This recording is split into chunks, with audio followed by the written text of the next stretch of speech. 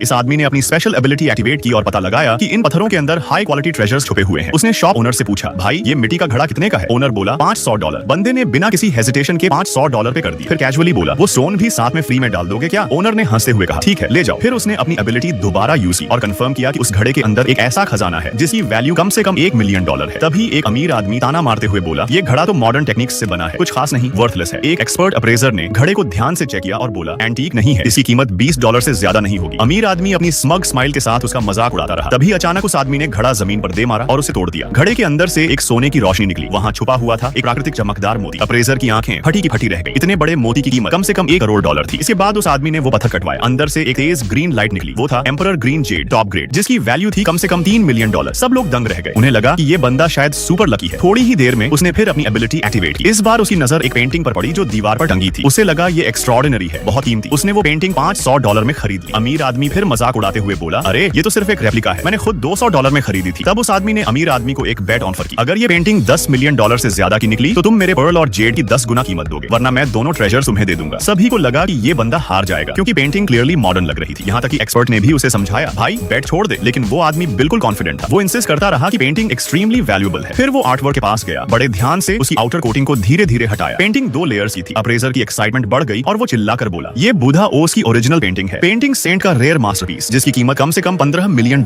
है।